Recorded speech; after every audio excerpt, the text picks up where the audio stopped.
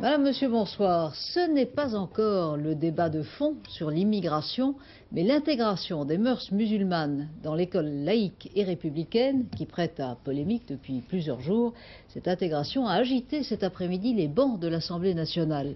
L'occasion, les questions d'actualité auxquelles a répondu le ministre de l'Éducation nationale. Dans un entretien au Nouvel Observateur, Lionel Jospin avait déjà invité à la tolérance tout en interdisant l'agitation confessionnelle. Approuvé par certains centristes, mais désavoué par plusieurs socialistes, son acceptation de fait du voile à l'école a remis de l'huile sur le brasier laïque. Pascal Guimier. Quand les socialistes affichent leurs différences, leurs divergences, ils ne passent pas inaperçus. 2 hussards noirs de la République à l'Assemblée, ci-devant députés du Puy-de-Dôme. Pour eux, autoriser le port du voile à l'école, c'est faire de la discrimination, ni plus ni moins. Ah ben, Lionel Jospin, il fera ce qu'il voudra, hein. Moi, c'est ma position de vieil instituteur public. Contre le voile aussi, donc contre la conciliation façon Jospin, Yvette Roudy, mais là, c'est au nom des droits de la femme. Contre Lionel Jospin toujours, les pop-rénistes. Pour eux, laïcité égale tolérance, l'école sera donc laïque ou ne sera pas. Laïcité, tolérance, Lionel Jospin évidemment n'a pas dit autre chose, mais lui doit s'accommoder d'une contradiction.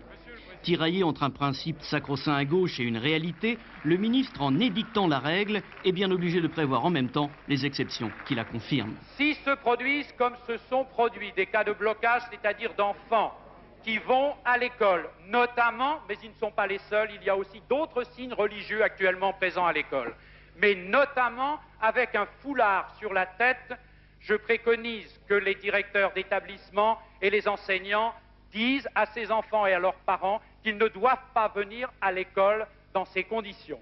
S'il y a blocage et s'il y a refus, je dis alors l'école doit accepter et accueillir ces enfants. Une voie moyenne que tous ne sont pas prêts à emprunter, au PS comme ailleurs. Je crois que ce débat vient de la réaction d'un certain nombre d'amis qui ne comprennent pas que nous avons affaire, en l'occurrence, à une provocation. Et le ministre, eh bien, il gère cette contradiction au mieux, mais sans donner satisfaction ni à un camp ni à un autre, c'est très clair. Mais je crois que cette contradiction, c'est une contradiction très forte qui va traverser non seulement l'école, mais toute la société française. Ce soir, foulards, voiles et tchadors seront à l'ordre du jour du bureau exécutif du Parti socialiste. Le débat, on le voit, est loin d'être clos. La Fédération de l'éducation nationale, la FEN, ne cache pas de son côté sa désapprobation.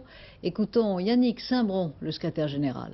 J'attends un texte réglementaire reprécisant que les contenus de l'éducation ne sont pas négociables. Car il faut savoir aujourd'hui qu'il y a plus de jeunes filles qui sont exemptées de cours de biologie, de cours d'éducation physique et d'autres activités de ce type, de dessin d'art par exemple, que de jeunes filles qui portent le voile. Et cela pour des raisons religieuses. Eh bien ça c'est inacceptable. Et c'est d'abord à cette question-là, des contenus qu'il faut répondre avant de parler de la question du voile, car je saurai à ce moment-là s'il s'agit d'une question seconde ou d'une question première. La question du contenu, c'est aussi la question fondamentale de la laïcité de l'école. 4 plaintes.